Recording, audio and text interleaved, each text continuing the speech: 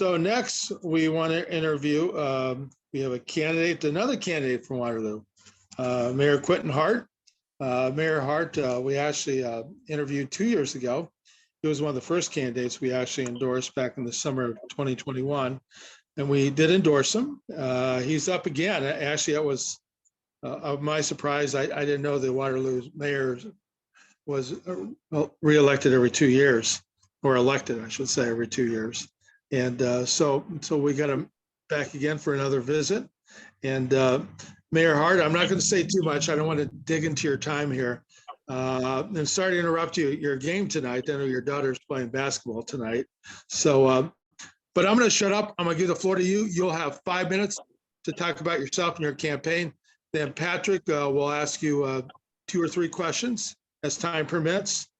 And we'll do a hard stop at the 15-minute mark. So by 7:15, we will be done. So Mayor Hart, the floor is yours, sir. All right. So thank you, everyone, for this interview. Thank you so much for 2 years ago with the endorsement. Man, it was, I go back. I don't want to go back to that time. It was pretty turbulent. But since that time, we've been very blessed and very fortunate to move the city ahead from policies, working with Mr. Greider on climate control to policies supporting daycare centers and those that build them, to the work that we've been able to do to help people to at least get an opportunity to interview for positions with a fair chance initiative. And so we've had a very progressive time within the city of Waterloo. For those that don't know me, I've been the mayor for 7 years, 7 months, 6 days, 19 hours and 2 minutes. And prior to serving as mayor, I was on the Waterloo City Council for 8 years, and 6 years of those as vice mayor as well. Born and raised in the city, parents Gracie and Lily Hart. My father just passed away in December, but has always been a strong part of my life and my campaigns and helping to push me forward. Just grateful for the opportunity to be able to talk to all of you. And just like all other cities, we've been dealing with a lot of challenges in dealing with our state. So we have just been a very, I'll probably say this is some of the best times, though, that we've seen in our city in the progress that we made over the last 7.5 years. So looking forward to some questions you may have, and then diving a little bit further into some of the questions that were asked on the questionnaire as well. So I like to leave this time for questions. So 3 children, 18, 16, and an 11-year-old daughter. My 18-year-old, he's going to St. Ambrose in Davenport. And then my wife, Cassandra, is an educator and a vice principal at one of our local middle schools. Well, thank you, Mayor Hart. We're going to give it over to Patrick. Patrick's the chair of our election endorsement committee. Patrick will ask you 2 or 3 questions, and if there's additional time, I'll give you back to you to talk a little more about your campaign or the issues affecting Waterloo. So, Patrick, the floor is yours. Thank you, Mitch, and thank you, Mayor Hart, for joining us tonight and for responding to our questionnaire. So question number 1 on that questionnaire asked you if you would support or oppose paying public workers a minimum wage of at least $20 an hour. Your full answer was, quote, "I would have to examine overall operating budgets and expenses before deciding," unquote. So we understand that this question is budget dependent. However, the committee was unable to determine from your answer how you prioritize paying all public employees a minimum wage of $20 an hour.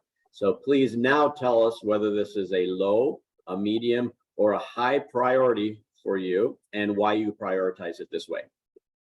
Well, I'll probably say the majority of our full-time employees that work for the city already make somewhere $20 or more already. But as I said, we have to take a look at our budget. So for me, of course, that's a high priority. You know, people are working jobs and they're working hard for the cities. And so we want to make sure that we have a livable wage for people to do. And we know $20 an hour, that's still not enough. But of course, that's a high priority. and we prioritize that. And right now, we're doing an overall compensation study for all of our city employees to see exactly where they need to be paid at, but also making sure we have some of the most competitive wages in the state of Iowa.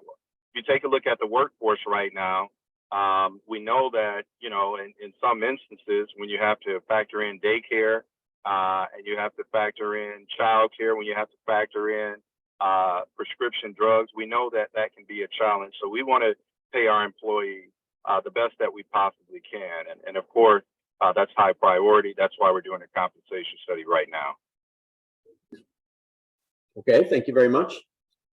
So questions 3A and 3B asked how you would address the lack of quality, affordable housing in your community. You cited 2030's Elevate Housing Goal 2 as the way to do that. Please elaborate for us on what is the Elevate Housing Goal number 2 plan and how it will ensure both quality and affordability in housing, both of them. Right. So housing and housing affordability and quality of housing is a key benchmark of my administration. Our 2030 vision plan right now focuses on the creation of 800 new residential, multifamily residential units as well.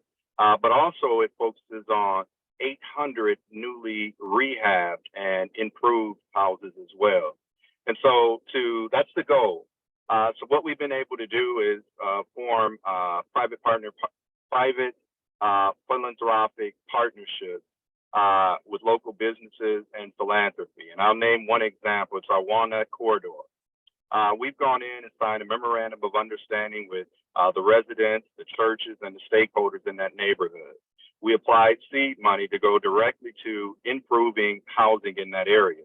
And so instead of gentrifying the neighborhood, what we've done is work on the inside to help improve houses, because there are many people that are good homeowners, but just don't have the means to be able to fix up houses. So we've been able to partner and turn about a couple $100,000 seed money into over $18 million worth of economic investment directly into the Walnut neighborhood. And that's significant because this is the model that we'll be able to use to turn around and transform other parts of our community. When you take a look at the Church Row neighborhood, highly immigrant, highly minority, highly African-American neighborhood, we've been able to partner with our gaming association. We've been able to partner with John Deere. We've been able to partner with many different peoples to pump a couple $1 million right back into that neighborhood, not to move people out, but to keep people in and to make them homeowners. Over 40% of the houses that have been built in the Walnut and in the Church Row area are African-American homeowners. Plus, when you add the percentage of new homeowners, our immigrant population and others, can you hear me? Others within our community, we've been able to make a great strides. We've been able to use public-private partnerships with Hawkeye Community College and go right back into neighborhoods where I grew up on the north side of the community with their sustainable construction program. So not only are we building houses for new homeowners, we're also working with young people that are right in the community to help them with sustainable construction to have an impact right where they live at. We lead the state in then dilapidated housing with the 657A program. Right now, over in the north side of town, if you've ever been to Waterloo, we have the largest residential apartment buildings going up that we've ever had within the city of Waterloo within the last 20 plus years. And so we just had our statistics at the end of this year. We've had over 245 new houses and new multi-residential buildings that have gone up within our community, which is going to put a dent in that number of affordable housing units. We've won national awards for making sure that we are partnering with people that are building and developing apartments to make sure that there's a certain amount of affordable units that are in those houses. And so this is a trademark of my administration. We are well on our way to achieving that goal of 800 new and 800 rehab. We'll probably have that done within 4 years. Thank you very much. So question 9 of the questionnaire asked if you support local government programs that provide opportunities for residents to receive food assistance. You said you do, and you cited the partnership with Farmers Market for veggie voucher programs. So thanks for sharing that with us. So aside from the veggie voucher programs, what other programs do you envision in this regard? Well, when we take a look just at overall food insecurity, we're partnering with our Northeast Iowa Food Bank, which feeds hundreds of thousands of people per year. We have also partnered with our farmers market for fresh foods within our local community.